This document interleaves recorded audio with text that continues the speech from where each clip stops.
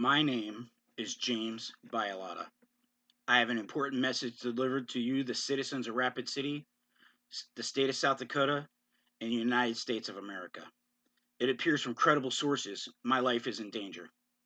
I am not suicidal or homicidal. I love my family and my life. What I'm about to share, I can now release as I publish these exhibits and court files open to the public. This is about the attempt to interview South Dakota Governor Larry Roden. Let me start by saying all Rapid City police are not bad, and I have evidence of that. To start, by showing you a video of an honest policeman, who I will keep nameless for now.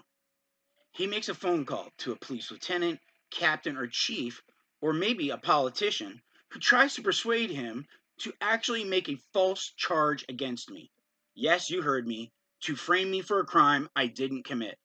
He refused, saying he didn't feel comfortable doing that. Now let's listen to his words.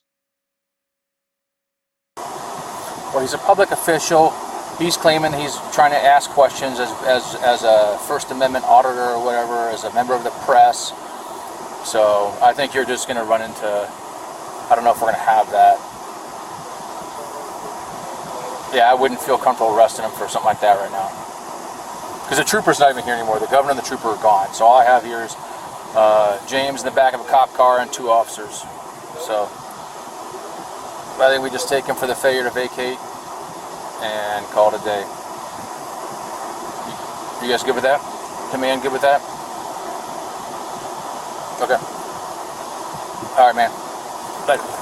Now, to put this into perspective, the same day I was falsely arrested, I had just served subpoenas.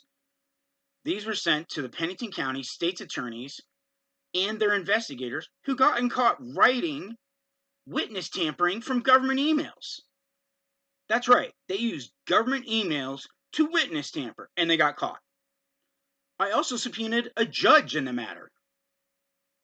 And wouldn't you know it, just later that day I got arrested.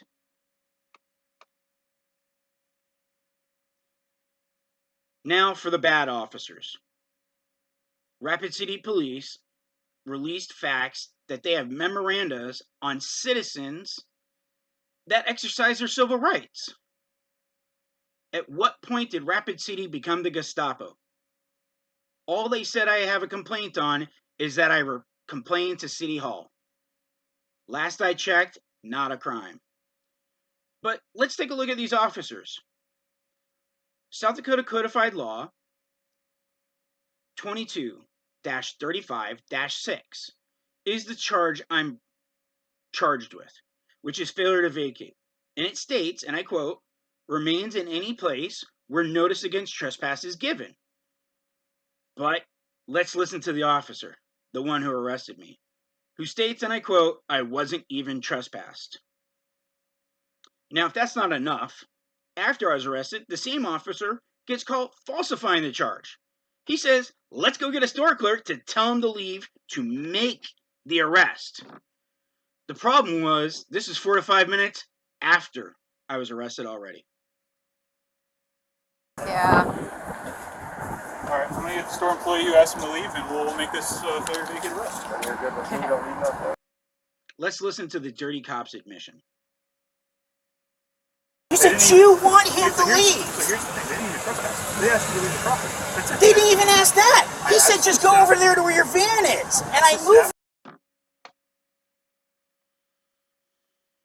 Now that everybody's listened, I plead that everyone, all the citizens listening, call and make complaints about this tyranny to the Rapid City Police Department, the Rapid City City Hall, the councilmen and women who allegedly represent us, to the Office of the Attorney General of South Dakota and Marty Jackley.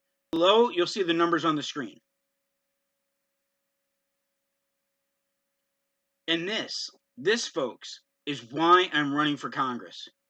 I promise to uphold the Constitution. Will anyone else do this for you? Thank you.